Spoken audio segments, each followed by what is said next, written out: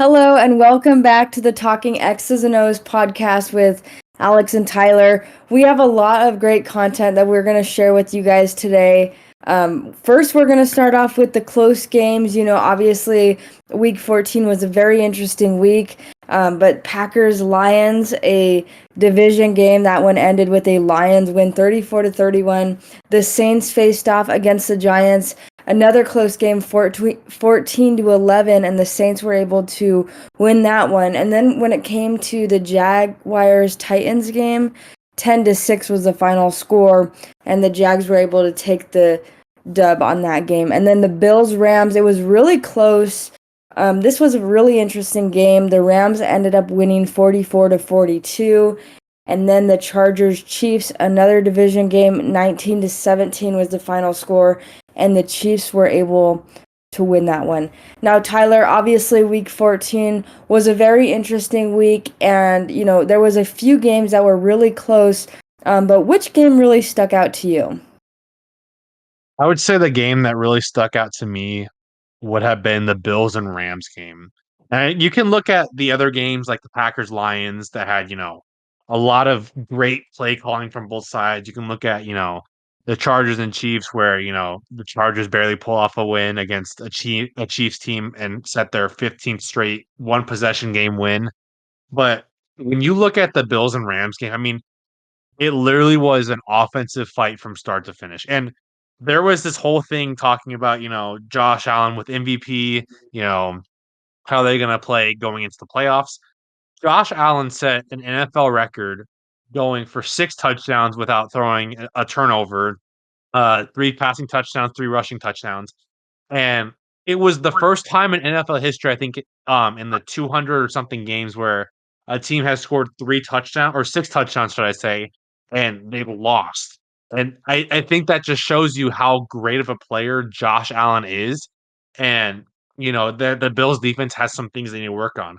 I mean, going into the game, the Bills defense was ranked top 10 in, pass defense. And then for them to come out and, you know, Puka and Cooper Cup to do their thing against this defense. I mean, it shows that, teams late in the season are still very beatable. And I think for the Bills, this was definitely, a wake-up call to have because going back to that, I mean, their last loss was against the Texans, which, in my opinion, was offensive coaching. But for them to go out and lose to a team that's in the wild card, I mean, that has to be eye-opening for the Bills defense for them to say, okay, like, we have some things we need to work on. We have some things that we have to fix.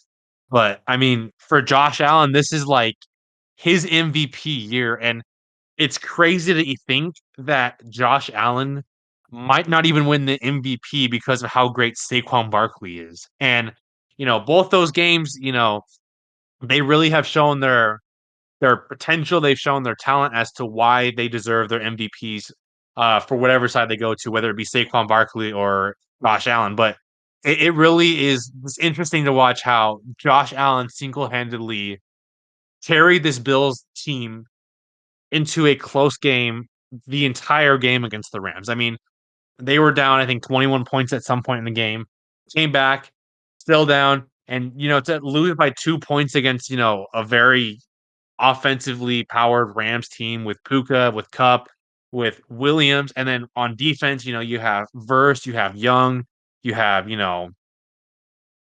uh the Frisk, and you have Kobe Turner, and you have like just that strong defensive line with the power that they have building up in their secondary. I mean, it really just is spectacular to see what Josh Allen was able to do this last week. Yeah, I have to agree with you on that. Especially since the Bills were down by, double digits at one point of the game, like you mentioned. But one game that really stuck out to me was the Chargers Chiefs. Now, obviously, it was a division matchup, and, those games are always played very competitively from both teams. But, obviously last week, I think both of us picked the Chargers to win. And, this one was interesting just because right in the final seconds of the game, the Chiefs had a third string kicker come out, and he kicked the field goal and it bounced off the post, but when it bounced, it went into the net. So that was their game-winning field goal kick, and that was a really interesting one because, the game was on the line with a third-string quarterback or with a third-string kicker, and that happens a lot when the game is on the line with a kicker, and the outcome is not always what the team looking to win is hoping for, but this time it was, and this time it was with the Chiefs. So now they're 12-1. So that one was really interesting. Any other thoughts on that game? It's just crazy to see just how lucky the Chiefs are getting this year. I mean, obviously they're the only team right now with one loss. Well, except for the Lions, I should say. But for them to continuously have these games where they win these games by one possession or, just whatever the case may be, I really don't feel like this team is a playoff contender. And, we look at their schedule, sure, they've played some tough competition, but they've also played teams that are nowhere near playoff contenders, and they almost lost to them. We look at last week, they barely beat the Raiders because of a muff snap. We barely beat the Panthers because of a unlucky situation with the Panthers. They go out and lose to the Bills. They barely beat the Broncos because of a blocked field goal. They barely beat the Buccaneers in overtime because they got the ball first. They almost lose to the Raiders again. They, keep a 10-point lead against the 49ers who have been injured all season. They go out and they win by 13 against the Saints who didn't have a starting quarterback. They win by 7 against the Chargers who, Justin Herbert was pretty banged up that game. They go out and barely beat the Falcons who, was a missed offensive pass interference call in the end zone. They beat the Bengals by 1 point because they had that huge injury with their kicker. And then you go on and barely beat the Ravens who had that toe that stepped out of bounds and, ended up losing the game for the Ravens. So all these games really could have been like a single play and they would have had a losing record. And it's crazy to see that everything works in their favor, but it's going to be interesting to see what happens in these next 11 days with, the Chiefs, especially going against, the Browns, the Texans, Steelers, and then to end it off with the Broncos. I mean, that's a tough stretch of football. And, I'm pretty sure the Chiefs will give up a game, if not two games within those final four games. I mean, especially, going into Pittsburgh against the Steelers defense, who is one of the best defenses in the league, and then to turn around and go up against another one of the top defenses in the league with the Broncos at Mile High Stadium. So it's interesting. Obviously, the Chiefs have already clinched playoffs. I think they've already clinched division too. But for them, like it's just like one play and everything could go wrong, but it hasn't happened yet. So I don't think the Chiefs are gonna make Super Bowl, and I think a lot of people who have watched the Chiefs play feel the same way. But, teams always get lucky, they find ways in. I mean, we look back at the Eagles a couple years ago when, they had that huge explosion with AJ Brown and, Devontae Smith where they went on that huge game and, they're facing teams that were injured. They had those teams where their quarterbacks were getting injured, and for them to go into the Super Bowl and then lose to what ended up being the Super Bowl champs, the Chiefs. I mean, it really shows anything's possible, but I personally don't feel the Chiefs are going to make the Super Bowl this year. Yeah, now you bring up a good point, but I do have to disagree. Like you mentioned, it was very close games. I will agree with that, but I do think that the Chiefs are a good team. I think like Mahomes has obviously had better seasons, but at the same time, when you have Mahomes, it's very, very hard to, say that like maybe this team isn't going to make it just because Mahomes can, he is magical. So, the Chiefs, I think, are a good team. I think that, they have had their lucky games, but I don't think every single game has been lucky. Obviously, when bad teams play good teams, you know, oftentimes, the good team will, kind of play down to their level, and the bad team will try and find a way to find a win. But, honestly though, the Chiefs, it's really, really interesting because obviously they have Mahomes, they have Kelsey. Now Isaiah Pacheco's back, and with Andy Reid and Steve Spagnuolo's defense, and I think Steve Spagnuolo's defense has really played a huge part in the Chiefs' success this season. So, it's going to be really interesting to see what happens with the Chiefs the rest of the season. Will they make it again? Will they win back to back to back? We don't know, but it's going to be interesting to see. And honestly, obviously, you mentioned this earlier, the Chiefs 12-1 and the Lions are 12-1 as well. I really do think that one of those 12-1 teams are not going to make it. And, obviously the Lions and the Eagles are in the NFC together. And honestly, I wouldn't be surprised if the Eagles snuck their way past the Lions. And, honestly, right now, in the way that the Eagles are looking, I could see them going all the way and winning. Um, what are your thoughts on that? Do you think the Eagles can do it this season? I have felt the same way with the Eagles since I had the start of the season. I Yeah. personally feel they're too dysfunctional, and I don't mean, like, dysfunctional as in, like, team chemistry, which I know that has been up in the air recently with, the whole comment with Brandon Graham coming out and saying, "Oh, AJ Brown and Jalen Hurts, they haven't been really getting the chemistry they want." But it also comes down to the head coach with Nick Sirianni. I feel like a lot of players don't really trust in Nick Sirianni. Now, you can go on and say, the Eagles have one of the best defenses in the league, and they have a higher powered offense with Saquon Barkley, and they do. But for how their record is, they definitely have had some games where it just hasn't gone quite the way. And we can even look back to last week against the Panthers. The Eagles were favored to beat the Panthers by a large margin. In fact, the ESPN bets had them at 14-point favorites. And for them to come out and barely beat the Panthers by 6 points, I mean, that shows that there's some dysfunction. I mean, granted, the Panthers have been playing excellent ball since, Bryce Young has come back from being benched, but you look at it and the Panthers could have almost won that game had it not been for Xavier Legette dropping the ball in the end zone. But you also look, you beat the Ravens who, Justin Tucker didn't have his greatest game. You go out and beat the Jaguars, who was one of the worst teams in the league. You barely beat the Browns during the middle of the season when they had the whole head coaching issue. It's just there's a lot of things that this team needs. And I think once they get it together, sure, they might have a better chance. I do think, they are gonna make the playoffs as the number 2 NFC, team, just because the rest of their schedule is all NFC East teams with the Commanders, the Cowboys, the Giants. It's just how how much are you gonna be able to stop, Saquon Barkley?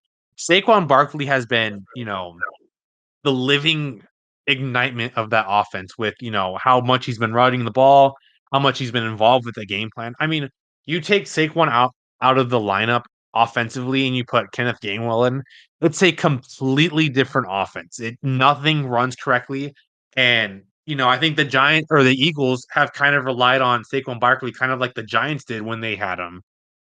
You look at it and you look at how much talent is on the Eagles team, especially with the offensive line. I mean, Saquon's been doing the thing that he needs to do, but I feel like the Eagles just haven't been able to get it together chemistry wise. And I've been saying this all season. I mean, Nick Sirianni, he's always been on the hot seat with, his coaching, the way he's been, talking to other players with other fans in the league. I mean, I feel like once they get that chemistry down, yes, they could easily beat the Lions, but for right now, I mean, you're looking at a team that when it comes time for playoffs, I mean, I don't know, anything could happen.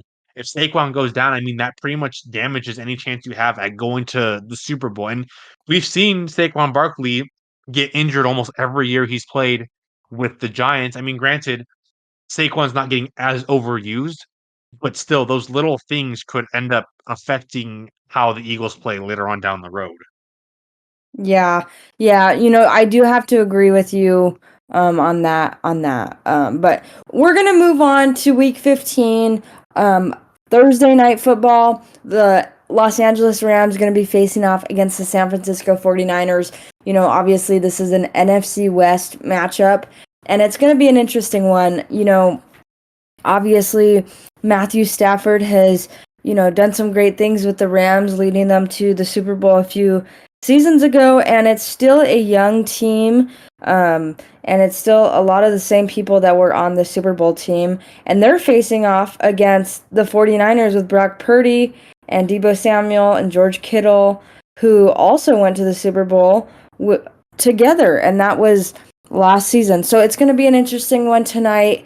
Obviously, I'm going to have to roll with, really, I don't know. I am going back and forth on this, but I'm going to roll with the 49ers just because I think Kyle Shanahan is, trying to just find a way to win right now. And I think that the same thing with Brock Purdy. The 49ers have not been doing too hot lately. And I think that, they really need to win tonight. I think that tonight is a crucial game for the Niners.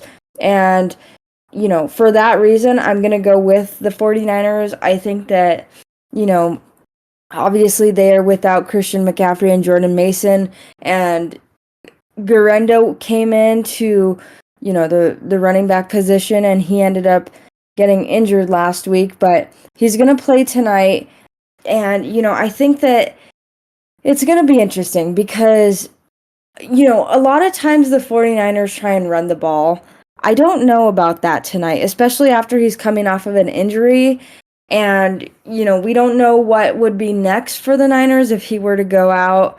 Then they'd be with, a fourth string running back. And I think that really they're going to try and have the ball in the air, give the ball to Kittle, and, just find ways to score without Guerrero. I wouldn't be surprised if Guerrero were to score tonight, and if, they tried to run the ball a little bit, but I think they're really going to be conservative when it comes to the running game on the Niners side. And when it comes to the Rams, I think they're going to try and get the ball to Puka, obviously, and I don't know about their running game either, just because of the Niners defense. However, the Niners defense has been struggling lately. So this is really going to be a great matchup. And I'm not going to be able to watch it. I'm going to a work holiday party, so I'm a little bummed about that. Yeah, I mean, here's the thing with me. You look back at the season with the 49ers, they played the Rams back in week 3. And this is the game where Jawan Jennings had his 2 touchdown, almost like 200-yard game or whatever it was. They lost to the Rams still. And the Rams didn't have Puka and they didn't have Cooper Kupp. This is what scares me the most is that both those players are back for the Rams and the 49ers have lost more offensive power going into this game. You don't have Brandon Ayuk, who really wasn't a factor this season. You just lost Christian McCaffrey to a PCL sprain, and you lost Jordan Mason, who was your top rusher that game. Granted, the 49ers always have a great running game just because Kyle Shanahan can always scheme up, great run calls wherever the case may be. But you're not playing this game with Trent Williams, who has been injured off and on the season, and your star offensive tackle. Nick Bosa is still questionable with his hip injury, and that's been keeping him off, this field for the last couple of weeks. Dre Greenlaw is coming back. I don't know if he's going to start right off the way, just because he's still going to have rust coming out of injury reserve. But all of those things, I mean, they play an impact on the 49ers against this Rams team, and the Rams defensive line, like I said earlier, is no joke. I mean, they have probably the defensive player of the year running on the side on one side of the ball with a very, very underrated edge rusher in Byron Young running from the other side, with Brandon Frisk in the middle, with Kobe Turner in the middle. I mean, it really just shows that this Rams defensive line is no joke. You know, Passing wise, we saw a lot where the Rams just couldn't contain passing yards, and who knows, maybe we might see Brock Purdy have a really good game with, George Kittle, Jawan Jennings. Maybe we see Ricky Pearsall get involved. Maybe we see, some of the backup running backs with, Ronnie Bell or whatever the case may be. But it doesn't seem like that's going to happen against this Rams team. And you could say the same thing with the Rams defense. How are they going to contain both Cooper and Puka with having to cover Williams on the ground without, a healthy Nick Bosa? It just doesn't seem possible to me. So I have to take the Rams, which I'm shocked to even see that they're underdogs in this game by 3 points. And, we saw how Matthew Stafford played against one of the best defenses in the league with the Buffalo Bills, and he was able to get it done. Now you look at the 49ers who have been banged up all season. They've had some key players not play. They still have key players not playing. So it just seems like the Rams are gonna win this game against the 49ers and sweep them this year in the division. So I'm sticking with the Rams this week. Yeah, I wouldn't be surprised if the Rams were to win tonight. But moving on, the Cowboys and Panthers, this is going to be an interesting one. We talked a little bit about this before, we hit record, but, this game will be in Carolina. And obviously, the Panthers, they were really close when they played against the Eagles, against the Chiefs. And, I do think that I'm going to have to take the Panthers on this one. I think Bryce Young has been working just to get better and to prove that he can, lead the team after being doubted by so many people throughout the season after he was drafted. And obviously Adam Thielen has, just been playing pretty great. So I'm going to roll with the Panthers. I think that, the Cowboys defense really will need to step it up. And, I just don't think that the Cowboys really have a chance. Last week they played a very competitive game with Rico Dowdle, and, Micah Parsons was very, very upset towards the end of the game, visibly upset as he was leaving the game when there was still time on the clock, which was a little bit shocking to me. But I think that there's a lot going on in Dallas right now, and I think that maybe the team chemistry isn't great either. And it's So, interesting you bring up the team chemistry because you look at beginning of the season, and we talked about this at the beginning of the season. You pay Dak Prescott to a NFL high extension for a contract. You paid CeeDee Lamb to a pretty high extension for the future. And one of the big things this offseason was Jerry Jones saving money for, extensions for free agency, whatever the case may be. And it became a huge issue because he came out and said, it sucks that we couldn't get Derrick Henry on our team because we just couldn't afford the money. And you look at it and, for the game that, Micah Parsons had, I mean, he was getting triple teamed like half the game just to stop, him from getting pressure from Joe Burrow. But you look at how those extensions have really affected the team. I mean, you have, Deron Bland, who's still a little rusty since coming off of IR. You've had Trevon Diggs, who, hasn't been getting the meaningful snaps that he should be getting and, the matchups that he should be getting. You look at the defense and, obviously there's a lot to be adjusted there, especially with the injury from uh Overshown this last week. And you just look at how the offense is built. I mean, CeeDee Lamb is really your only offensive power you have. You could add, Ferguson is, a strong secondary, but you're really my primary focus is CeeDee Lamb. Rico Dowdle, he's been slowly upping production, but you can't really trust that offense with the power that it has. I mean, you're looking at a team that has a really, really star-studded receiver, and everything else is like bottom of the barrel kind of thing. And for Micah Parsons, he's going into his, I guess, like his last year of his contract next year, of his rookie contract. And, he might be upset that, he's not going to be getting paid the money he wants from the Cowboys. He might be upset that he wants to try to win a title with the Cowboys, which probably won't happen. I mean, there's a lot of things going on. You go back to the game on Monday, and I think the biggest frustration was they stopped the Bengals, and on that punt where they blocked the punt, one of the special teamers for the Cowboys goes and touches the ball and then gives the Bengals the ball right back for them to win the game. So there's a lot of just mental uh frustration with, you know, how the Cowboys have been playing. And, maybe they're playing for a better draft pick. Who knows? I mean, they're at 5-8. They're probably not going to make the playoffs at this point. And if they do, I mean, props to them. I don't see it happening. It's just, where do you want to go from here? And I think Jerry Jones is at the point in his life where he just needs to just step back and just let his team do whatever, because every little thing that he does just puts more and more pressure on, Mike McCarthy, on the team, on the media. And it's so stupid because even after that game, he went out and said, "Oh, we shouldn't have blocked the punt," when your literal objective is to stop the Bengals from getting any field possession.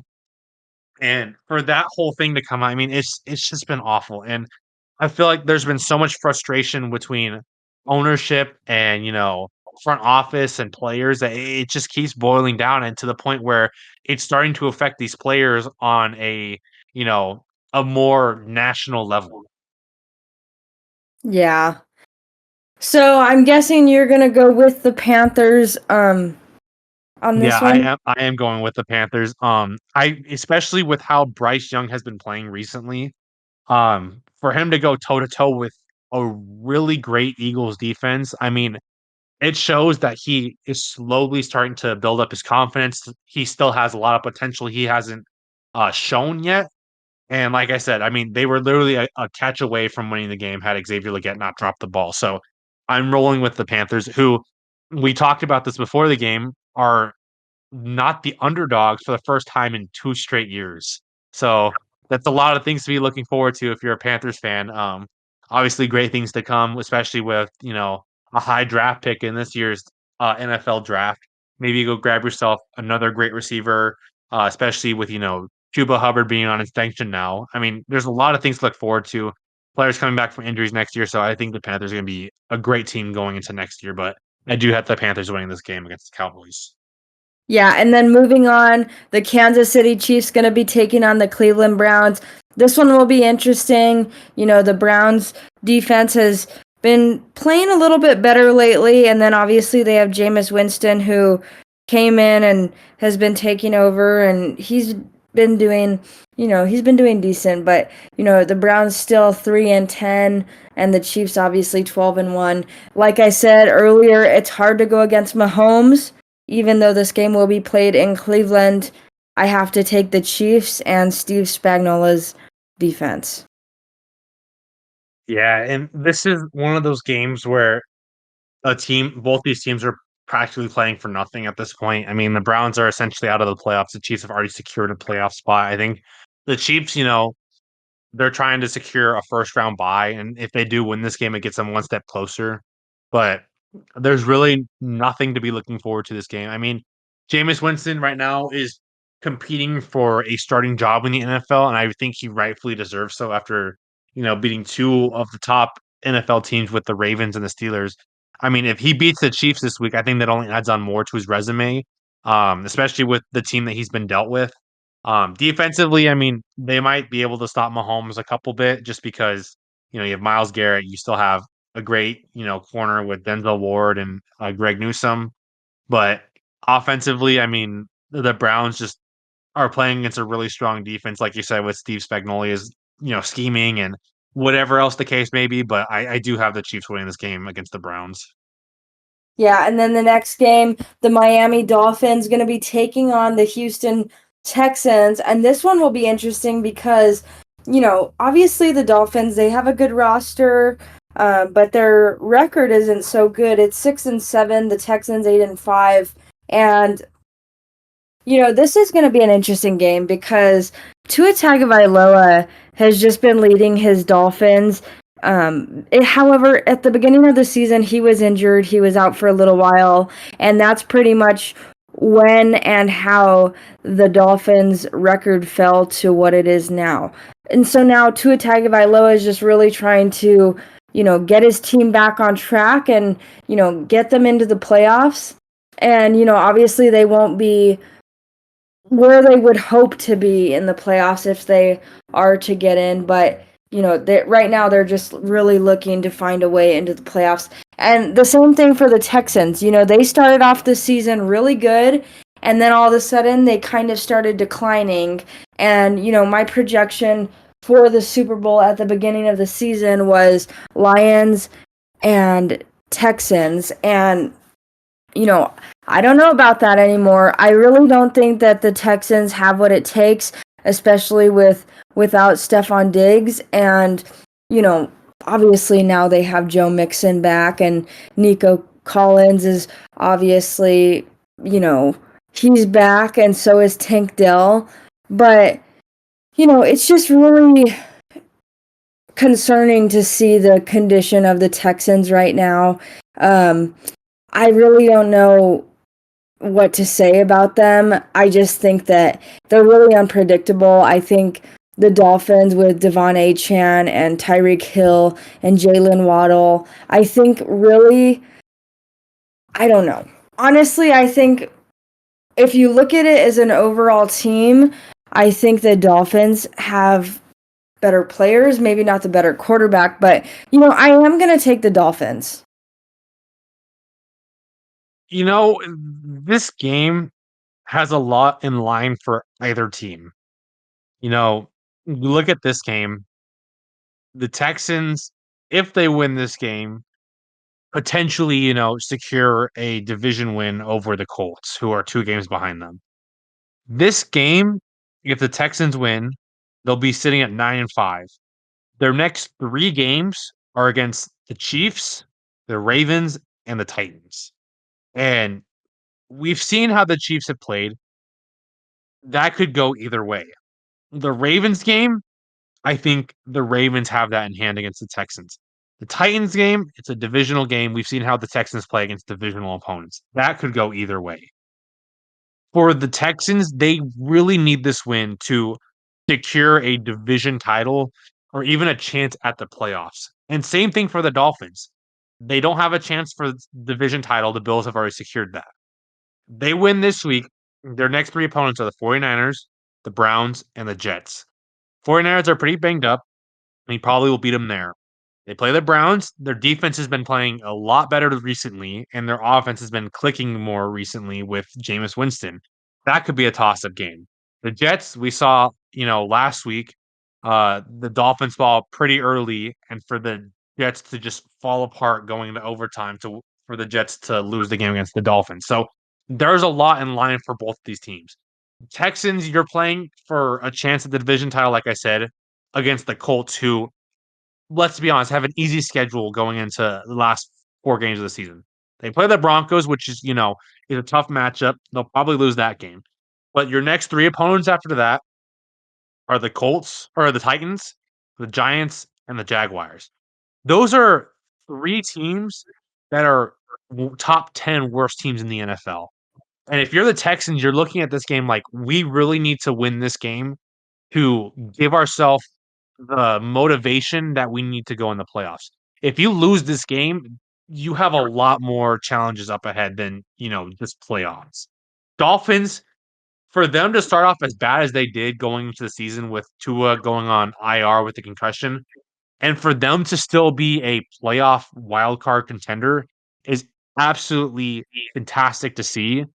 And I would love to see the Dolphins make the playoffs with the team that they have. Offensively, they've been clicking. Defensively, it's been slowly getting better. I do think the Dolphins are going to beat the Texans this week. I do think, especially with, Nico Collins coming back from IR and getting things together and, Joe Mixon being, the front power of that defense, it's going to be hard to stop, Tua with Tyreek Hill, with Jonnu Smith, who's been, a top 5, top 10 caliber tight end this year in the league, surprisingly, with Devon Achane. I mean, there's so much thing offensively that could, hurt the Texans.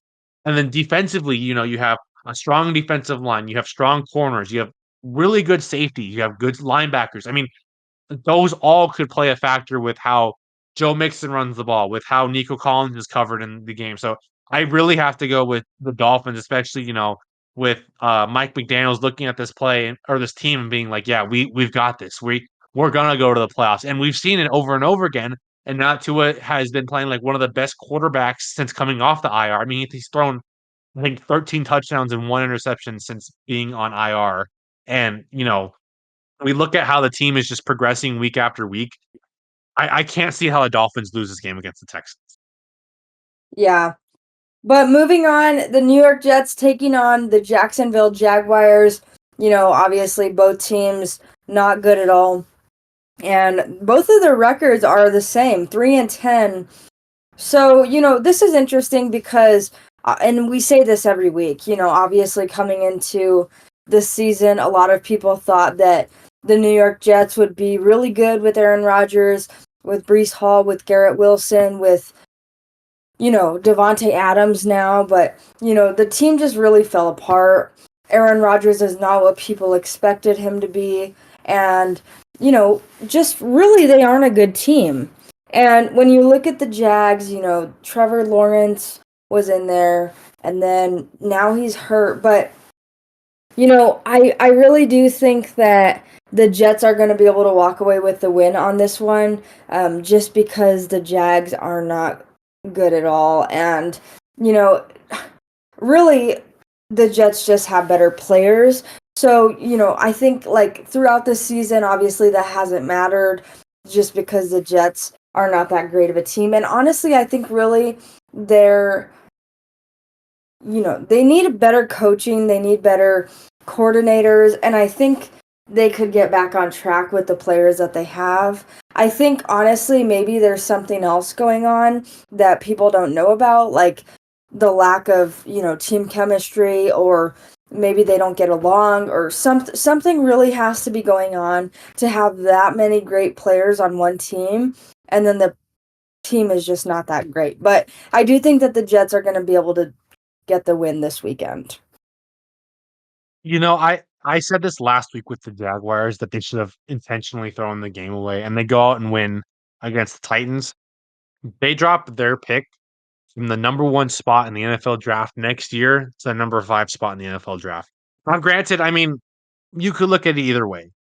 Your Jaguars are putting up some fight against teams that, they should beat, but you also have to look at draft stocks. You're not in the playoffs, you're not competing for anything. You wanna get the higher pick because chances are you'll trade away for better picks and maybe even a player that we saw with the Carolina Panthers and Chicago Bears. The Jets, like you said, are just complete dysfunction right now. There's nothing good going on for them. We've seen head coach, general manager, offensive coordinator all lose their jobs, all lose positions of where they're at. Aaron Rodgers has been looking like a shell of his Hall of Fame self. Devontae Adams hasn't been looking great so far. Garrett Wilson has been hit or miss. Breece Hall is injured. And there's just not much to look forward to playing for this Jets team. I mean, chances are next year it's going to be a complete just wash of a team. They're gonna have a new coordinator, they're gonna have a new head coach, they're gonna have a new general manager, new quarterback, maybe new receivers, maybe new defensive players, maybe a new defensive coordinator, whatever the case may be. If you're a Jets fan, the last thing you want to do is win this game. And I really do mean that because right now Jets fans don't have any faith in their organization at all. You're looking for a new quarterback because you don't know how Jordan Travis is going to play, especially being on the bench last year and this year, or this year, I should say. He has shown talent like we saw at Florida State. He can be, a great quarterback of the future. But is it something the Jets want to, risk going into the future? If they do, they want to focus on building around Jordan Travis or whatever the case may be. Garrett Wilson, he's coming up on an extension pretty soon. You're gonna have to pay him eventually. You're gonna have to pay, Quincy Williams and Quentin Williams. Sauce Gardner still has a couple years left in his contract. I mean, you're looking at this and you're hoping that the team can eventually, build itself out, but you really need high draft picks in order to establish some kind of sense of what direction you're going to go in. So either of these teams, I mean, they want to lose, especially, the Jets who, really need this draft pick more than ever. But I see them winning this game against the Jaguars. Like you said, Jaguars just haven't been playing great.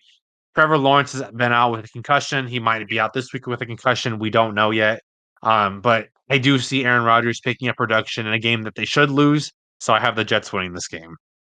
Yeah, and then moving on, the Washington Commanders going to be taking on the New Orleans Saints. This one will be interesting.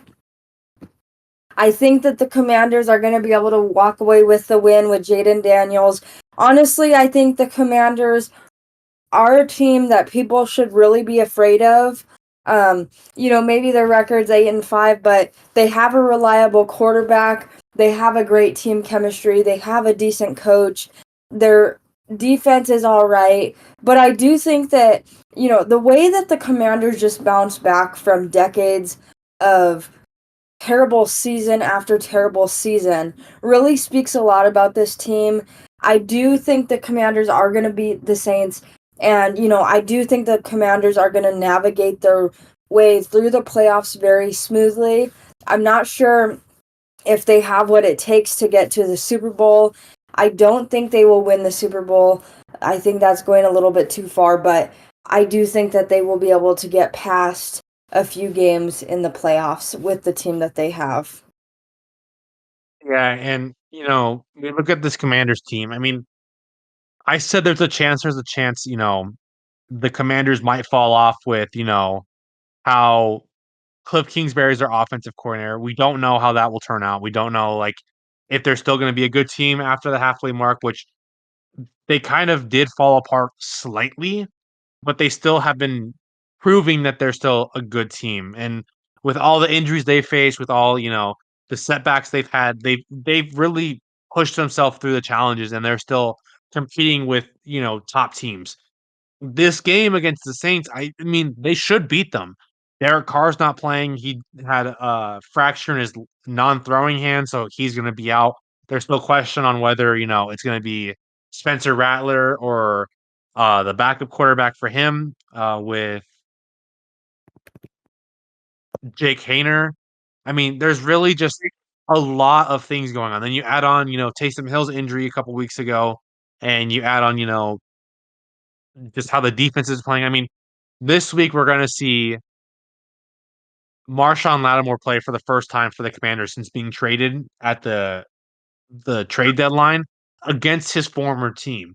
And if this doesn't spell Commanders win all over it, I don't know what else does.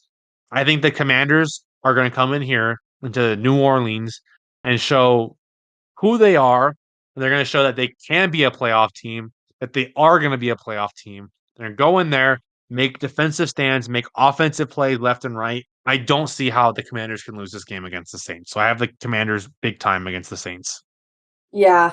And the next game, same thing. One team obviously very much better than the other team. The Baltimore Ravens taking on the New York Giants at MetLife Stadium. And I am going to take the Ravens all the way. And I like you mentioned earlier, these bad teams, these teams with bad records, right now they're just trying to get through the rest of the season. They're worried about the draft. They're worried about what's next. They're focused on what's next. And I think that a lot of these teams like the Giants and some other teams like the Patriots and which teams I'm talking about, the Jets and anyways, I think those teams are really worried about, just trying to find a better way to get a better pick.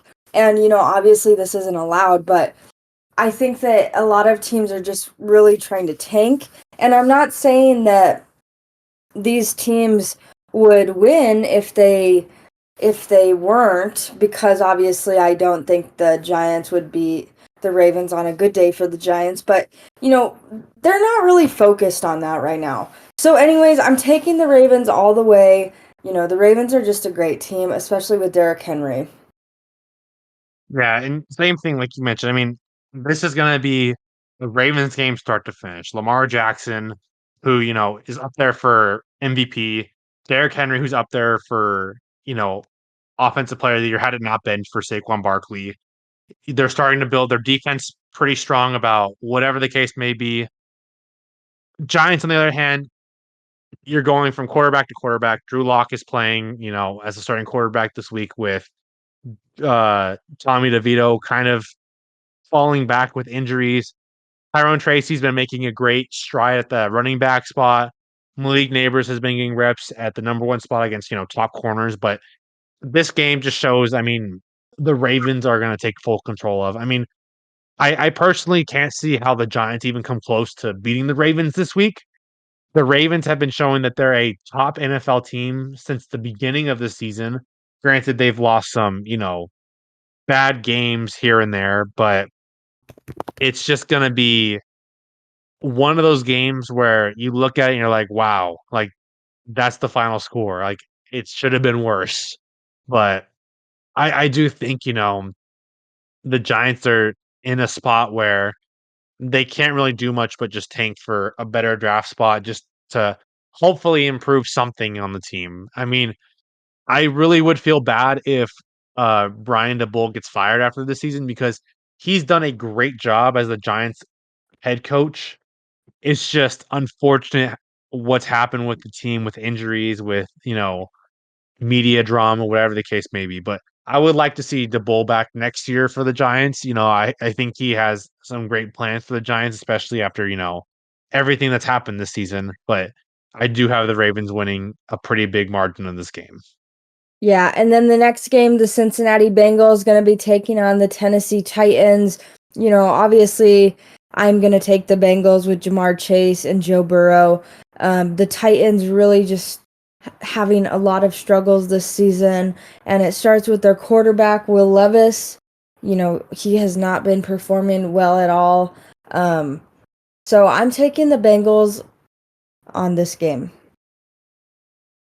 Yeah, and we saw how Jamar Chase, we saw how Joe Burrow, we saw how Chase Brown. I mean, just how that entire offense has been dealing lately. I mean, right now, Joe Burrow leads the league in multiple stats.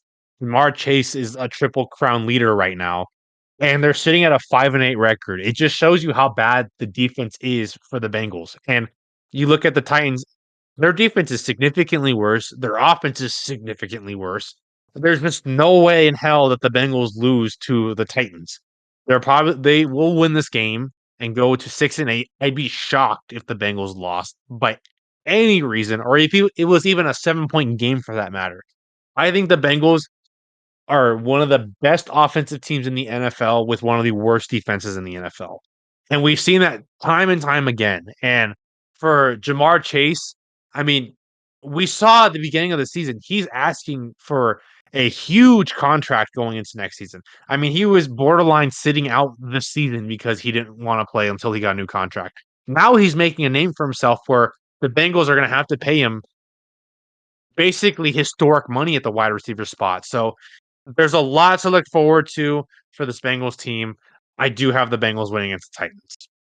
Yeah, and then obviously a game that we are getting ready for, the New England Patriots taking on the Arizona Cardinals. Obviously the Cardinals fell short last week, but, just really hoping that they can bounce back this week against the Patriots.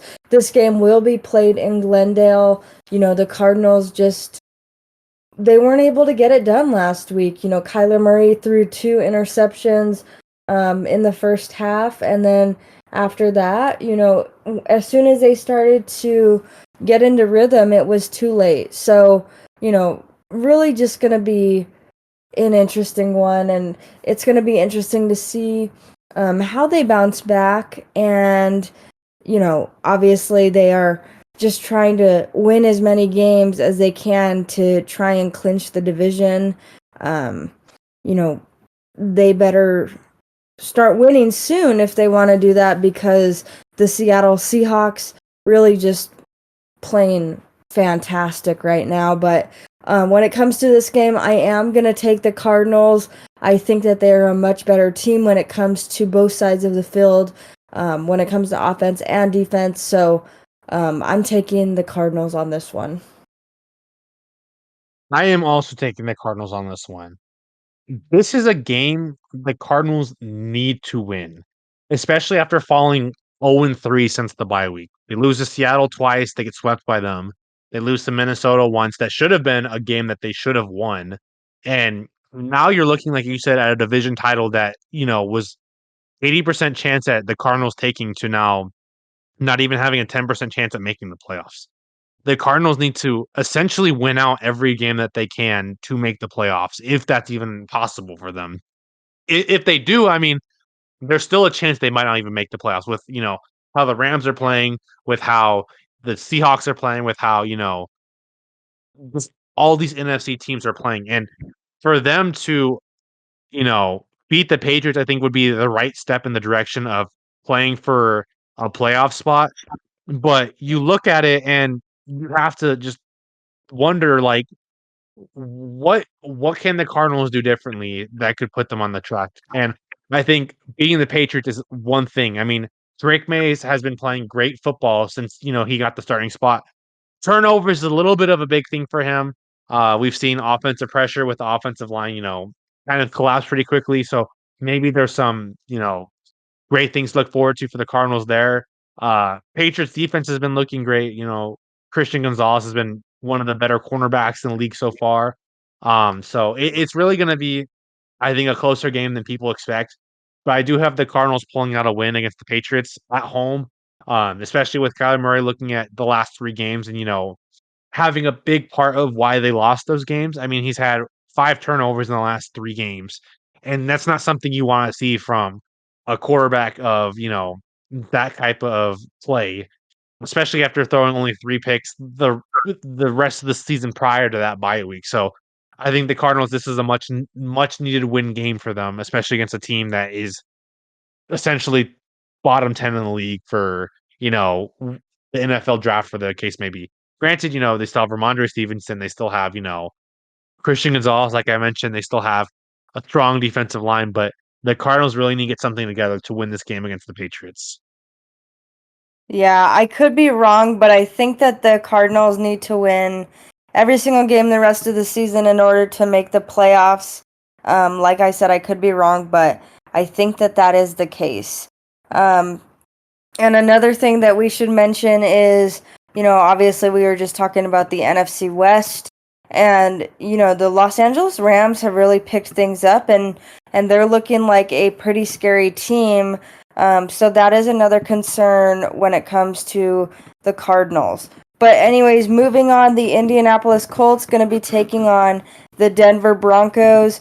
Obviously the Broncos really have just been playing pretty good this season with Bo Nix, and then their defense has been doing pretty good as well. So, I'm going to take the Broncos on this one. I don't think that the Colts have what it takes. I don't think that the Colts are really that good of a team, and it really honestly surprises me that they're 6-7 right now.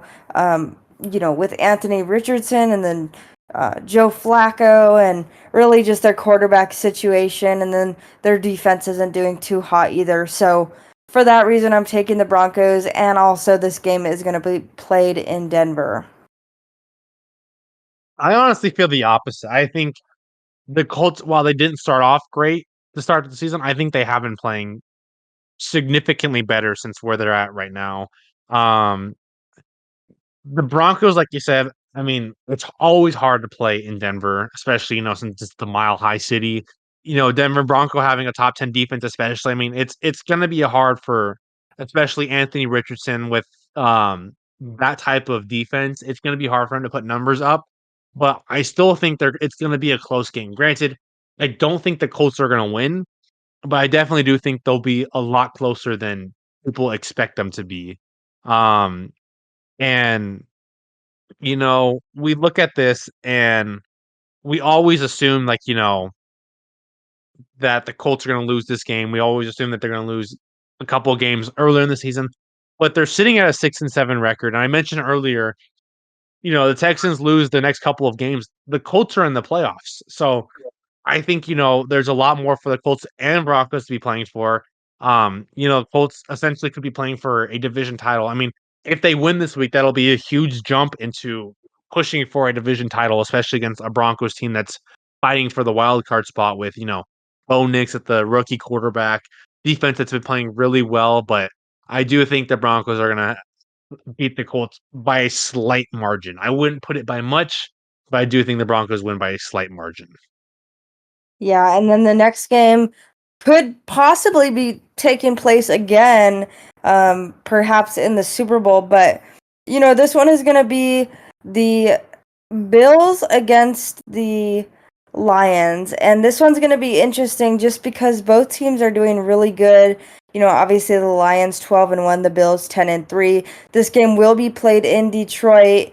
So, obviously that will give the Lions an advantage. But, you cannot ever take away from Josh Allen and, the Bills team.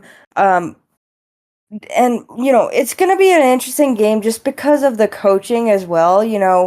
Obviously Dan Campbell is just a great coach. I would really be surprised if he doesn't win Coach of the Year. And, I don't know. I don't know who's going to win. I don't know who I should pick. I don't know who I want to pick. But I do think that I'm going to go with, I'm going to have to go with the Bills, I think, just because of their defense. It's going to be really interesting. That's all I have to say. And I think that this game is going to be a really great game. And I am a little bit bummed out that this game will be on at the same time as the Cardinals. I think that I will be tuned into the Bills game, and I'll just be switching back and forth to the Cardinals. Yeah, I honestly could see this being a Super Bowl matchup for the future. Both these teams have been playing really, really good football. Lions have been playing, really great against the run with Jahmyr Gibbs and David Montgomery. Amon-Ra St. Brown's been playing great. We've been seeing, glimpses of Jameis Williamson, who's been playing great. Bills, they have, Josh Allen, who is making a front runner case like MVP, like we mentioned earlier. James Cook, who's been, producing great running back numbers with, Khalil Shakir, with Keon Coleman, who's now coming back from injured reserve, with, Amari Cooper, who's been making strides. It's gonna be a pretty heavy watch game this week, especially with two teams in the double-digit win category. I mean, it's really just gonna come down to what team makes the first mistake first. Josh Allen, I would say, has been playing lights out football since, they played the Ravens or since they played the Texans, shall I say. And for him to be at a 10-3 record against, a pretty big NFC favorite for, the first round bye, it's gonna be a really, really close game. Part of me wants to go the Lions to win this game just because of how gutsy Dan Campbell is. We've seen him go for 4th downs and 1, 4th downs and 3. We even saw him go for a 4th and goal or 4th and inches in field goal range. And I think that was one of the biggest calls of the games last week because that could have potentially lost the game for them against the Packers. But we're going to be seeing a lot of that against the Bills. I think the Bills defense is going to be ready for Dan Campbell and Josh Allen. I mean, there's only so much you can do against Josh Allen. So I do have the Bills winning this game against the Lions. Yeah, and then, obviously the next game going to be an interesting one as well. Both teams are close when it comes to their overall record. The Tampa Bay Buccaneers 7-6 and the Los Angeles Chargers 8-5. I'm going to go with the Chargers on this one. I think both teams are pretty even when it comes to, their skill level. Maybe the Chargers have the slight advantage. But it seems like they're pretty even. Obviously the Bucs have Baker Mayfield, who came in and has done what he has never done with any other team. And then they have Mike Evans, Chris Godwin. Obviously Godwin right now. I believe he is hurt. But when it comes to the Chargers, Jim Harbaugh came in and has just been leading them to, great things. So anyways, I'm going to go with the Chargers on this one. I do think that their leadership will have an advantage. I also think that, Justin Herbert, really, he's just a great quarterback. So I'm going to take the Chargers on this one. I am also taking the Chargers on this one. Um, I don't think the Buccaneers defense is ready for a Jim Harbaugh offense with Justin Herbert, with Lad McConkey, with Quentin Johnson, who I'm surprised I'm even saying that, with, Gus Edwards since J.K. Dobbins is on IR. I don't think they have the capability of stopping Justin Herbert. Right now, the Buccaneers rank bottom 5 in pass defense. They rank, somewhere in the middle range against run defense, and especially against, an offensive line that the Chargers have, it's gonna be a tough matchup from start to finish. Buccaneers, like you said, they have Mike Evans, they have Baker Mayfield, they have Kane Otten. We've seen the emergence of Bucky Irving, who, has been dealing with some injuries. Rachaad White, who's been a great receiving back for the Buccaneers. I mean, it would look like it's gonna be a good game, but you look at the Chargers defense, and they statistically have been one of the top 5 defenses in the league. Now, I know they haven't been playing gritty defense, but they've held, I think, 80% of their opponents under 20 points this season. And that's an amazing feature to have, especially against playing the Chiefs, especially against playing, the Broncos, the Steelers. I mean, a lot of these games that they've played, it's been a very close game just because their defense has been showing up and showing out and giving the offense a chance to put up more numbers later on in the game. And I mean, it clearly shows with the Chargers record at 8-5 and, sitting in a wild card spot. But it really is going to be interesting to see what happens in the future. And I think, winning this game against the Buccaneers will put them in a better spot for playoffs. And as sad as this sounds, I mean, the Buccaneers I think, are still gonna win the playoffs, if the Falcons, lose a couple more games, which on track, I mean, they don't play some pretty tough competition. I mean, you play the Raiders, you play the Giants, you play the Commanders, you play the Panthers again. And, for the Buccaneers, you go out and you play Cowboys, you play the Panthers, and then you play the Saints. So it's a really even matchup. I think, both these teams need this win, but there's just nothing telling me that the Chargers are gonna lose this game against the Buccaneers, so I have the Chargers winning this game. Yeah, and then moving on to the next game, the Pittsburgh Steelers are going to be taking on the Philadelphia Eagles. These teams are pretty even as well. I would say that the Eagles have a advantage with Saquon Barkley, AJ Brown, Jalen Hurts. But when it comes to overall records, they're pretty close. The Steelers 10-3, the Eagles 11-2. I am gonna take the Eagles. It's hard to pick against Jalen Hurts. However, I do think that this will be a close game. I do think that, Saquon will be given some obstacles when it comes to the Steelers defense with TJ Watt. And I just think that this is going to be a great game, but I do think the Eagles are going to win. This game is going to be played at home for them, so I think that will play into, the winning role as well. So, Eagles for me.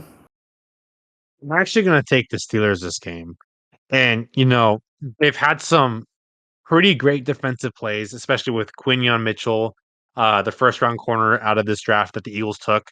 You've seen great play from AJ Brown. You've seen great play from Saquon Barkley, obviously, since he's in the MVP conversation. But I don't think the Eagles have faced a tough defensive team at this point in the season. You could argue the Packers at the week 1 when, you know, uh, Jordan Love goes down with his MCL sprain. Falcons, was kind of a toss up there.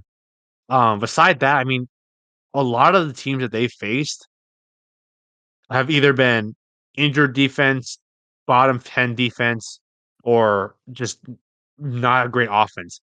The Steelers, with, all the players that they have, TJ Watt, Alex Highsmith, uh, Mika Fitzpatrick, Patrick Queen. You look at, all those players and how much of a difference they make on the field, especially against, a team like the Eagles. And you just sit there and you think, wow, like defensively, this team has it all together. Offensively, it's a different story. Russell Wilson, Najee Harris, George Pickens, Pat Fryermuth. I mean, there's a lot of difference between both these games. And you could argue the same thing with the Eagles. They have Jalen Carter, they have Jordan Davis, they have Quinion Mitchell, they have CJ Gardner, they have, you know, a really strong passing pass rush defense with a great defensive line that can stop the run, especially since Najee Harris, I should say, isn't the greatest of runners, but he's definitely getting the job done. But this game will probably be a very, very defensively heavy game. Just because you're looking at two of the top 10 or arguably two of the top five defenses in the league going against, a great running back with Saquon Barkley and a great, combination of players from the Steelers with, Russell Wilson and George Pickens. But I think it's just going to come down to like I mentioned earlier with, the Bills and the Lions. I think it's just going to come down to whatever team makes the first mistake. And for me, I personally have to say the Eagles are going to make the first mistake. I think there's going to be a couple of different mistakes just because Jalen Hurts, shall I say, is not great enough. I know that's not the correct word, but he's not developed enough. That's the correct word at scheming defenses on the fly. And with Mike Tomlin as a head coach, you look at that and Mike Tomlin knows he's got a few tricks up his sleeves that, the Eagles might not be ready for. So I have the Steelers winning this week against the Eagles. But I do think it'll be a very, very close matchup, a very defensive matchup. So I'm sticking with the Steelers. Yeah. And moving on, the Green Bay Packers going to be taking on the Seattle Seahawks. Talk about close matchups. I think this is going to be one as well. Honestly, I would not be surprised if the Seahawks were able to pull off a win against the Packers. However, I do think I'm gonna go with the Packers on this one.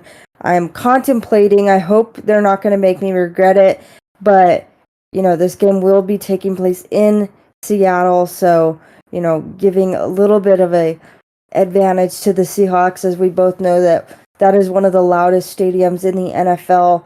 But the Packers have really just been playing pretty good, with Jordan Love, Matt LaFleur leading them, and it's really just it's gonna be a tough game. It's gonna be a defensive game, I think. I'm going with the Packers this game. You do mention, Seattle and Lumen Field. Defense has been playing great. Offense has been playing great. I think one thing that differentiates this Packers team is, obviously Josh Jacobs being able to run the ball, the different playmakers they have at receiver, Jordan Love ability to sling the ball just wherever he can, and just seeing the different, options that are there. I don't think Seattle is ready to face a team that has three consistent wide receivers. Now, you could put, Cardinals up there with, Michael Wilson and Marvin Harrison Jr. and, both of them being guarded by, Witherspoon and Woolen. But when you add the Packers, I mean, they have really reliable wide receivers. They have a strong running back. And like you said, they have a strong defense. So you look at this game, I mean, it could be a toss up. It's always hard to play at Seattle, like you said. They have a strong fan base. They have, all the field opportunities that they have there. And for the Packers, I mean, you're essentially fighting for a wild card spot because the Lions already clinched the division. Vikings are number one right now on the wild card, sitting at a 10-2 record. So you need this win to essentially propel yourself more into the playoffs. But if you lose this game, I mean, there's a lot of opportunity to fall out of the playoffs. Granted, you play the Saints the following week, which they probably will win. And then they play the Vikings, which is a tough matchup. They almost beat them last time they played. They just came short. Then you play the Bears again in Green Bay, and the Bears almost beat the Packers if it wasn't for a blocked field goal. So there's a lot on the line with this game for Seattle or for the Packers. But same thing could be said for Seattle. You lose this game, the Rams become the division title after falling 8-5, especially if the Rams win tonight against the 49ers, which it looks like it'll seem like that, in my opinion at least. I don't know about other people's opinions, but it really could be a realistic opinion. And then with the Cardinals and 49ers not too far behind. I mean, anything's possible in that division. So any win for Seattle is going to be a big win for them. But I do think the Packers are going to win this game against Seattle and, show Seattle that they're what's up. So I have the Packers winning this game. Yeah. But moving on, obviously, two games on Monday Night Football, the Chicago Bears and the Minnesota Vikings, a division matchup. I think this game's going to be interesting. However, I'm still going to take Minnesota. The Bears 4-9, the Vikings 11-2. And Sam Darnold played a great game last week. I think that he's going to play another great game on Monday night. I think the Vikings are going to win just because of their offense and defensive weapons that they have on their team. And then, when it comes to the Bears, really just nothing seems to be going right for them. Their defense is not playing well, their offense is not playing well, and really Caleb Williams is just trying to find his rhythm in the NFL. So I'm going to take the Vikings for this one. I'm going to take the Vikings too on this one, but I would not be shocked if the Bears somehow managed to upset the Vikings. We saw it happen almost last time with the Thanksgiving game where we ultimately saw, Matt Eberflus or Eberflus get fired.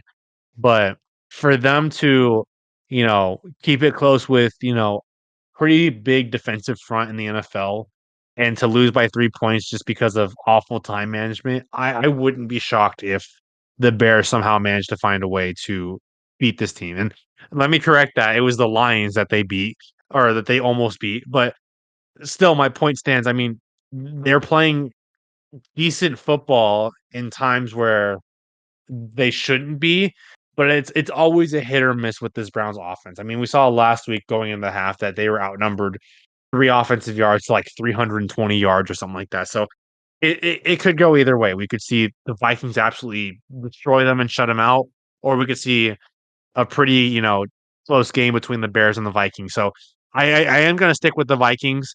Like you said, Caleb Williams is still trying to find his foot in the NFL. Rome Odunze is still trying to find his spot in the NFL with, two high-powered offensive receivers with DJ Moore and Keenan Allen. It's only a matter of time before something ends up clicking between the two of them. So I'm going to stick with the Vikings. Sam Darnold's been playing great football. Justin Jefferson's still one of the number one receivers in the NFL. Going up against a tough Bears passing defense, I'd still have, the Vikings winning this game.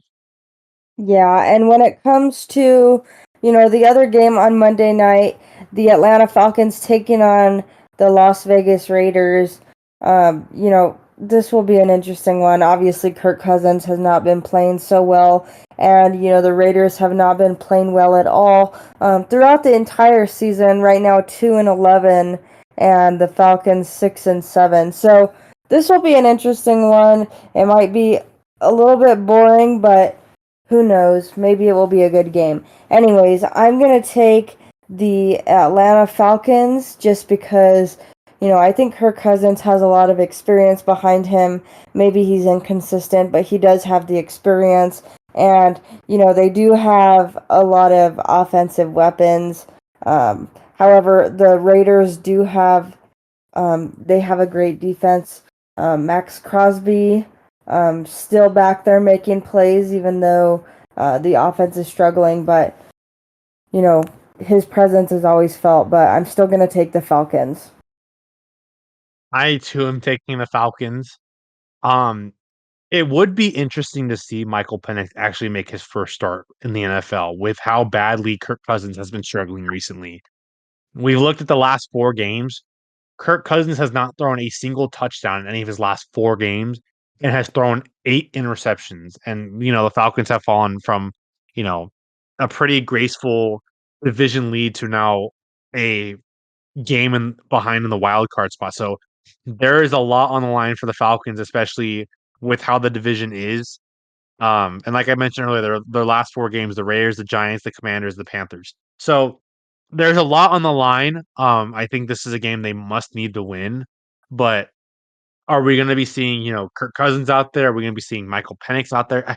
I really don't know. But for them to go from, a 6 and 3 record to now a 6-7 record, it's pretty bad to see. I mean, you lose to the Saints, you lose to the Broncos, you lose to the Chargers, you lose to the Vikings. I mean, nothing is going great for the Falcons right now. And if they keep this trajectory up, we could see Michael Penix make his first start over Kirk Cousins, who, could get benched. And it was something that, Vikings or the Falcons had mentioned last week after losing to the Vikings. Like, yeah, there is some conversation that, we might see Penix play over Kirk Cousins.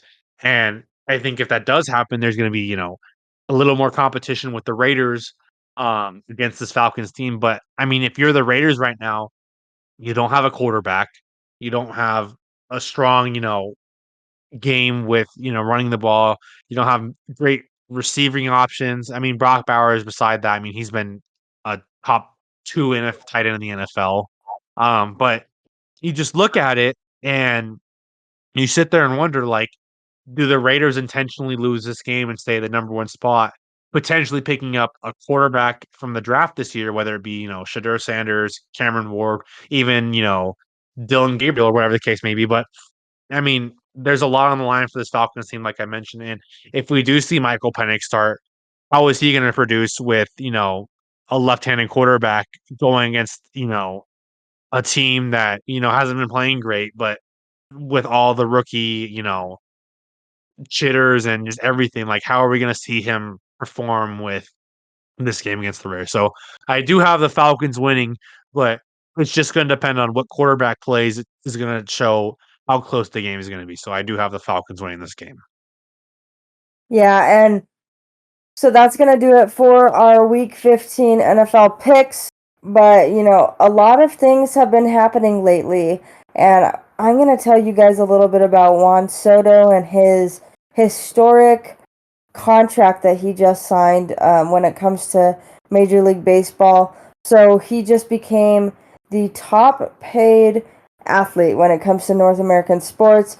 This came after he signed a deal with the New York Mets for 15 years, and he will be getting paid $765 million. Soto can also earn up to $1 million in a season if he wins multiple MVP awards, and he will also be granted a luxury suite and 4 premium seats at home games and will be able to keep number 22. This is the same number that he has worn all throughout his entire Major League Baseball career. Now, he just passed Shohei Ohtani and Tom Brady and Patrick Mahomes money combined. Tom Brady and Mahomes combined, not Shohei Ohtani, but he still passed all 3 of them. Tyler, do you think that this was a good deal? On paper, I honestly don't know. The Mets have been one of those sleeper NFL or sleeper MLB teams, sorry, that have a lot of potential on their team. And I think, having Juan Soto on the team kind of brings more, experience to the team, brings more, firepower offensively to that team.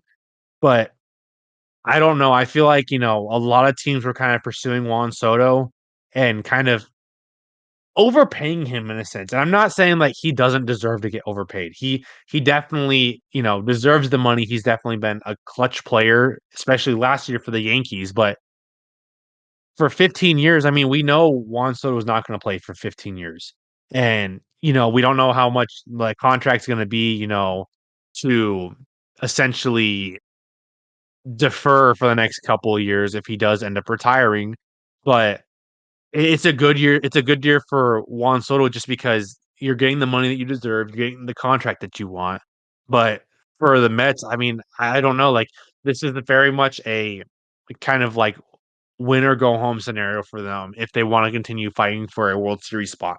I think right now they're in the last couple of stretches to fight for a World Series spot, just like the Dodgers were last year. I mean, they blew, I think, what was it like $1.5 billion last offseason on players just to make the World Series. And in their favor, it worked. I mean, Shohei played great. You had Yamamoto play great. You had, Freddie Kitchens play great. You had, all these players play well. Will Smith ended up becoming the MVP, the MVP final for the World Series. And just how everything turned out for the Dodgers, I think a lot of teams are kind of trying to represent that kind of um that team building that the Dodgers had last year. And I think, the Mets, they want to do it, but I think this is kind of an overshoot with Juan Soto because you look at Shohei's contract for what was it, 700 million for 10 years. Shohei can pitch and hit. Granted, he didn't throw last year just because he's still recovering from an elbow surgery, but Juan Soto, I mean, what can he do? All he does is really hit the ball and play outfield. So I don't know. I'm kind of conflicted with the contract, but I do agree. Like this is like kind of a final hurrah for the Mets to try to win the World Series.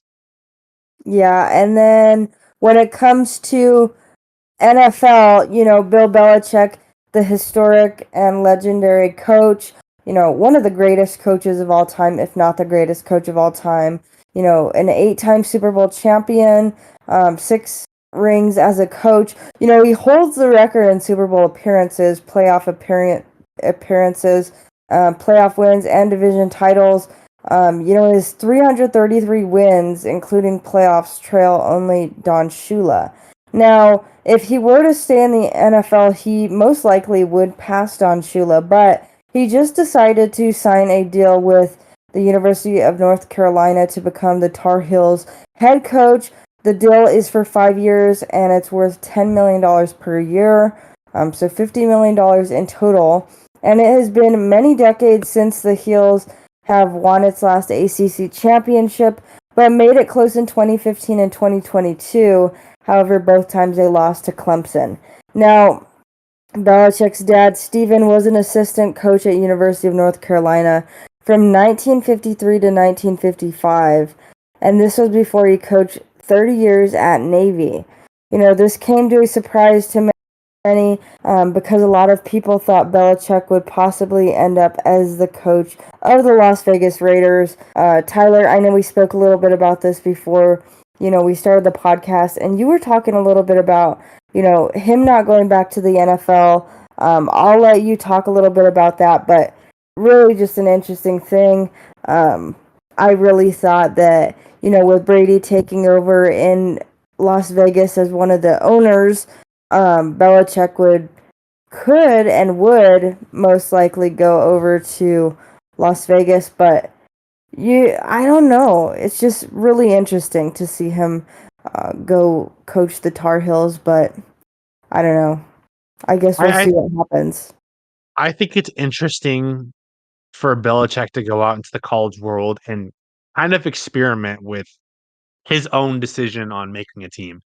And, especially college level, I mean, a lot of these kids are coming into the college world, especially with NIL deals. I mean, they're looking for ways to promote themselves, they're looking for ways to get a shot at an NFL contract, whatever the case may be. Um, for Bill Belichick, I mean, I think his idea is to kind of build it like it was a college team a decade ago, where you develop these players for an NFL. You develop them to show like, hey, this is what's going to happen if you go to the league. This is what you're going to run into. This is stuff that NFL players still deal with today. But I think one of the big issues with Belichick was, after winning 8 Super Bowls, 6 as a head coach for the Patriots, you look at this team and you think, okay, I can run it the way I want to. I can be my own coach. I can be my own essentially like general manager for this college program. Where you look at the NFL, I don't think teams were willing to give up that power for Bill Belichick. And we saw, his last couple of years with the Patriots where he was, the head coach and the general manager. And he's a great head coach, but he's just not a great general manager. He made some really questionable draft picks. He made some really questionable trades, contracts, whatever the case may be. And I think a lot of teams looked at that and were like, yeah, we're not doing that. And, with Bill trying to chase after, the all-time wins column with Don Shula, I think this is a good step for him to kind of take back and show teams like, listen, I'm still a good head coach, but I'm just going to step back, show what this I can do with these college players, show them that I can get them to NFL ready, show them that I can be strong head coach once those 5-year deal is up with, the Tar Heels. And, we look more at the contract. He really only has 3 years secured on the team that are guaranteed. So we could see after the next 3 years, Bill Belichick maybe make a surprise return to the NFL. But I think, with Belichick just at the age he is and with the power he's trying to get, I don't see it happening. And you bring up the Raiders with Tom Brady's owner. Tom Brady actually, he said that, him and Bill are a good, 1-2 duo, but even he has come out and said, Bill kind of has his own way of running the team, has his own way of doing stuff. And Brady personally, at that point of the career that he was at, wanted to do things his own way. So that's why he ended up leaving for Tampa Bay. But you look at Bill, I mean, he's a great head coach. And, I'm sure teams would love to have him on the team. But when you're asking for more power, I mean, there's so much question behind any of those things that you kind of wonder and sit back like, should we really give Bill this power to run the NFL team from ground up? And I don't think many teams were willing to take that risk. So there is that. I'm interested though to see how Bill does with the Tar Heels, especially with college players now kind of seeing like, okay, an NFL player or an NFL coach that a lot of people know, maybe he can develop me into a really great player. So I'm pretty sure the Tar Heels are going to have a lot of recruitments going into now. Maybe a lot of people transferring to North Carolina and trying to show Belichick like what kind of potential do they have. Yeah, and it's funny that you say that because I saw one of the players that was entering the transfer portal yesterday. He actually decided to withdraw his name after it was announced that Belichick would be taking over as the head coach of the Tar Heels. So it really just goes to show how many people respect him and how many people just want to be on his team, with the experience he has, with the resume he has, and with being on the same team as Tom Brady, leading him to 6 Super Bowls, and just really being a Super Bowl champion himself. But anyways, moving on, I'm gonna let you talk about the Heisman finalist announcement. I know that has been talked about a lot lately, and a lot of people are excited about that. Yeah, so obviously, college football, the regular season has ended. We're kind of going into the final stretch of playoff football. And, there's a lot of surprising teams that made the list.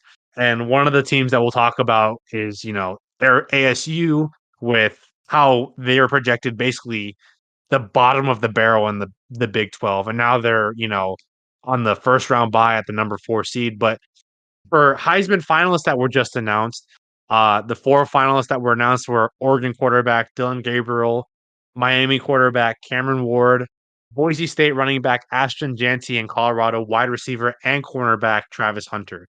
Now, this has been one of the more historic, more entertaining Heisman races in recent memory, especially, with Travis Hunter and Ashton Janty both making history at the positions they've been playing at. You look at Ashton Janty, he's been making history with his incredible stat line that he's had at Boise State, rushing for 2,000, or he's off on scrimmage yards. He's had 2,613 yards. I think 2,497 of those yards are rushing. 30 touchdowns on the year, 29 rushing, 1 receiving. And, it's been some of the best running back stats that we've seen since Barry Sanders. And he is actually on pace to actually break Barry Sanders' all-time rushing yards in college. So it's something you like to see with Ashton Janty, who, isn't on one of the best college football teams, but his impact alone took him to the playoffs, the number 3 seed, also on a bye, playing at the Fiesta Bowl this year. So there's a lot of great things to see from Ashton Janty, and just the season he had. I mean, a lot of people have been arguing that he should be, the Heisman, especially with after the historic season he had. And granted, I think he would have won the Heisman any other year had it not been for Travis Hunter. Travis Hunter is finishing as a top 10 in both receiver and defensive back in the country. Travis Hunter, had 14 touchdowns with 1,152 receiving yards, while defensively he has 31 tackles, 11 pass breaks up, and 4 interceptions. and he was just recently announced as the AP Player of the Year. Now, we did some more research and we found out the last AP Player of the Years were all Heisman winners. So there is a chance that Travis Hunter might take home the Heisman later on this year over Ashton Janty. I know there's probably going to be a lot of conflict with either one of the players winning Heisman. Um, just looking at the stats, I mean, both these players rightfully deserve Heisman. It's just one of those things that is always going to have controversy. Looking at Dylan Gabriel, he was a Heisman favorite to start the season, and he's the only quarterback to lead his team to an undefeated record, sitting at 12-0, the number one spot in college football. He threw for 3,448 yards and 28 touchdowns while also throwing 6 interceptions. Also had 192 yards on the ground with 7 touchdowns and became the second ranked quarterback all time in passing yards and passing touchdowns. So there's a lot to look forward to with Dylan Gabriel. I mean, he transferred this last season to Oregon, so there's a lot to look forward to there.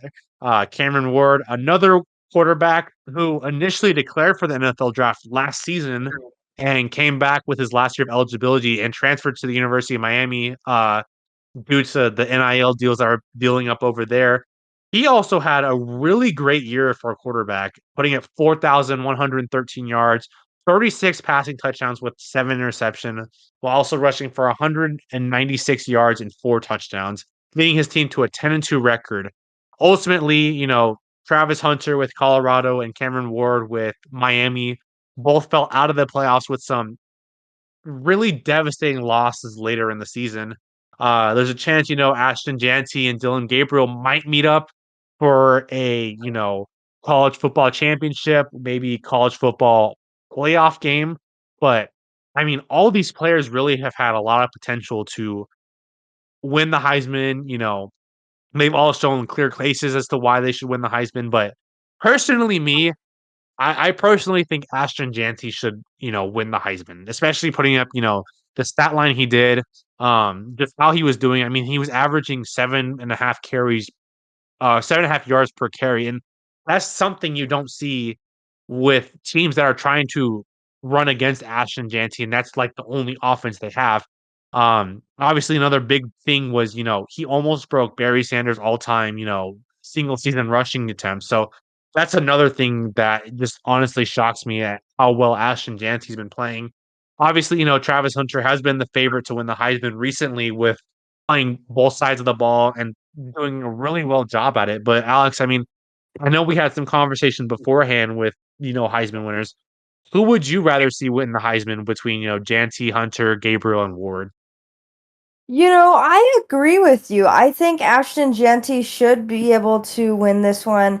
I do think Travis Hunter is going to win, um, but I would say Ashton Genty if it was my decision, just because of, the stats that he's put up. But one thing I would like to mention, somebody, and I don't want to take away anything from those people who have been announced as Heisman finalists, um, nominees, but one person that I think was snubbed of the Heisman nominee is Cam Scatterbo. He is the only player to have more than 1,000 rushing yards and more than 500 receiving yards this season. When it comes to the Big 12, Scatterbo is the first player in Big 12 history to ever reach that record and the first player to accomplish this since Christian McCaffrey did it in 2015. Now Scatterbo is tied with Woody Green when it comes to the most rushing touchdowns in a season, right now with 19, when it comes to the history of Arizona State's football program. Now, in the last game, he averaged 10.6 yards per rushing attempt and had 3 carries of more than 20 yards. His touchdown runs were between 2 and 3 yards, and he had a 33-yard scoring catch. Now, if Scatterbo manages to rush for 85 more yards in the college football playoffs, he will break the record for the most rushing yards in a season, which was set in 2018 by Eno Benjamin. So he is just a phenomenal player when it comes to the running back position for Arizona State, and I think really he has propelled Arizona State to be in the position that they're in now. now as they're getting ready to go to the Peach Bowl and face off against Texas or Clemson, but I really do think that he should have been a nominee for the Heisman. Um, what are your thoughts on this? Yeah, I mean, you look at the season that he's had with Arizona, um, I don't understand how he doesn't, qualify for a Heisman spot. And, you look at the 4 players that I had mentioned, with Gabriel, Ward, Janty, and Hunter. I mean, look at those 4 schools that all those teams are playing for. 3 of them have been known for quite some time. Boise State was kind of, one of the few teams that, everyone kind of overlooks, but because he's been having such a historic season, they had to throw him in there. Um, I think ASU is kind of in that same category where people don't look at that team very much, and they kind of overlook, hidden gems like Cam Scatterby. Um, for him playing as well as he did, a lot of people really did not know his name, which shocked me until this last week against Iowa State, where, he had that really great game against them. I think he had almost 200 yards offense with 3 touchdowns, and I think he made his name, like, his big national name against Iowa State just because of how great of a offensive power he was. But I think had Cam Scatterby played on any other team other than ASU, he would be a Heisman finalist just because he's playing in, a bigger name school than ASU, who, like I said, was projected to be last in their conference. And for him to single-handedly carry ASU to a first round bye after destroying Iowa State, there's, conversation to be had there. And I do agree he was a snubbed Heisman just because of how well he was playing. Yeah, and it was pretty interesting just because, in the last game when ASU faced off against Iowa State and he scored, he did the Heisman pose. So that was pretty cool. That was a little funny. I know he got some criticism on that, but now Arizona State will be heading to the Peach Bowl versus Texas or Clemson. So that will be an interesting one. The Sun Devils won against Iowa State 45-19 and won its first Big 12 championship. This came a huge surprise to a lot of people due to the fact that ASU is projected to finish last in the Big 12, like you mentioned. After beating Iowa State, this will now put Arizona State in the college football playoffs. Um, and the team will be heading to Georgia to face off in the Chick-fil-A Peach Bowl. Now, the game will take place on January 1st, and this will be ASU's first appearance in the Peach Bowl since 1970. This is going to be interesting, and, honestly, Arizona State has been playing phenomenal this season. However, I do think that they are getting a little bit of a disadvantage here now that they won't be playing until January 1st. Obviously, they were granted a bye week. So it's going to be a little bit, scary as, you know, obviously I go to ASU. I want ASU to win. But it's going to be a little scary because whenever there's bye weeks, regardless if you're a good team or not, it could be a little scary just because of the fact that you could lose your rhythm, you could lose the way that you've been playing, and the chemistry could fall apart. But it's going to be really interesting. I think a lot of people in Arizona are pumped up about it just because of the long drought that Arizona has had, and it really is just going to be interesting. I think a lot of people here in the state are just really happy about the fact that they've made it this far. So regardless of how much further they make it or how far they go, they really should be proud of themselves. And I think really everybody in the state of Arizona is just happy and proud and um, you know, maybe even shocked.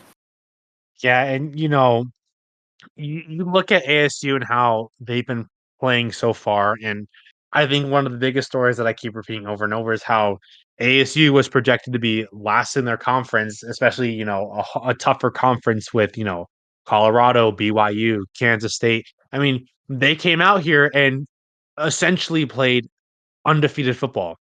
They lost 2 games, one of them being because, they had injuries, the other one being because injuries as well. But you look at how ASU played. I mean, Kenny Dillingham really changed the whole dynamics of how ASU played. And, you look at how ASU is progressing more and more in the playoffs, and you kind of hit it on the head with them being at a disadvantage. And when you look at the teams they're facing against, I mean, you play Clemson, depending on what team play wins that game.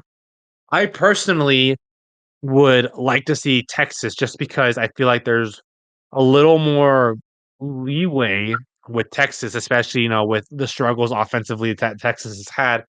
Clemson, on the other hand, I feel like they've been, really just slamming the ball offensively any direction they want. And I feel like, ASU going against Texas would be a really great matchup for them to advance further in the playoffs. But when you have a player like Cam Scatterbo, when you have a player like Sam Levitt, I mean, there's so much you can do with that team, and a lot of it just comes down to reliability. And I think one of the biggest uh, reliable or unreliable positions they've had on the team is kicker, and we kind of all saw that against Cincinnati when Ken Dillingham came out and was like, "Yeah, we need a new kicker, this and that. I'll take anyone if they just ask me." So there's a lot to look forward there too, especially with the college playoffs happening this week.